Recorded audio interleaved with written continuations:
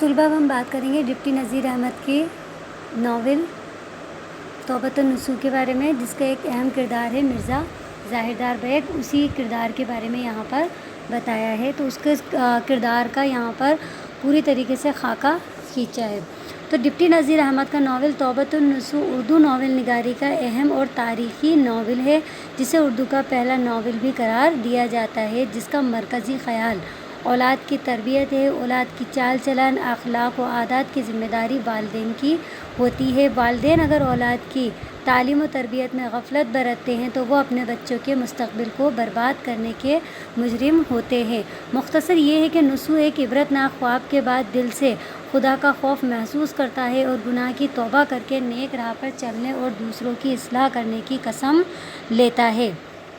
اس کی اس عبادت اس کی ابتدا وہ اپنے گھر سے ہی کرتا ہے۔ بچوں کی اصلاح میں کچھ دقتیں آتی ہیں۔ اس کا بڑا بیٹا کلیم اس کے قابو میں نہیں آتا۔ وہ شطرنج، تاش، کبوتر بازی اور شعر و شاعری میں لگا رہتا ہے۔ اصل میں وہ اپنے زمانے کے بگڑیل نوجوانوں کی ایک مثال تھا۔ اس کا سب سے قریبی دوست مرزا ظاہردار بیگ تھا، جو بہت شیخی خور انسان تھا اور سچ کو جھوٹ میں بدلنے میں اس کی کوئی مثال نہیں تھی۔ ظاہردار بیگ بہت امیر اور بڑے طبقہ کے لوگوں کے ساتھ رہا کرتا تھا اور اسی طریقے کا چال چلن وہ اپنا بھی دکھایا کرتا تھا، جبکہ اصل میں وہ بالکل کنگال ہوا کرتا تھا۔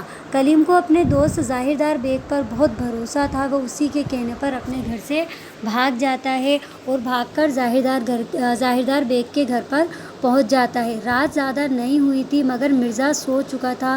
دروازے پر دستک دی، کوئی جواب نہیں آیا۔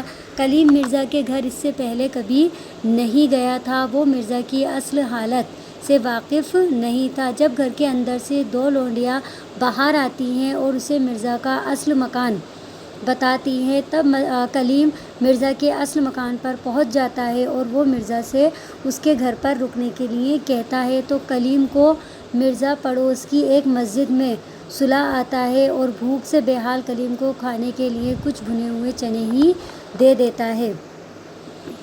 جب کلیم اس سے یہ پوچھتا ہے کہ تم نے یہ کہا تھا کہ جمعدار کی پوری ملکیت یا پورے زمین جائیداد کے مالک تم ہو، لیکن اصل تو کچھ اور ہے، تب کلیم اسے جھوٹی کہانی بتا کر اور فریب کا شکار خود کو بتا دیتا ہے۔ کلیم کی حالت دن بدن خراب ہوتی چلی جاتی ہے اور اس کا حلیہ بدل جاتا ہے۔ اس حالت میں اسے چور سمجھ کر کوتوال پکڑ لیتے ہیں۔ جب کوتوال اس سے یہ دریافت کرتا ہے کہ تم کون ہو تو وہ کہتا ہے کہ میں نصوح کا بیٹا ہوں۔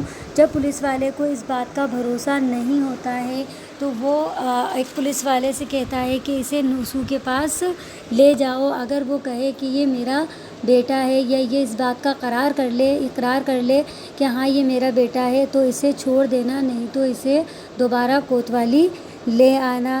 جب اس کو نصوح کے پاس لے جایا جاتا ہے تو نصوح کو اسے دیکھ کر بہت شرمندگی محسوس ہوتی ہے اور خاموشی سے نصوح سے اپنا بیٹا ہونے کا اقرار کر لیتا ہے اور سپاہی اسے کلیم کو نصوح کے پاس چھوڑ کر چلا آتا ہے۔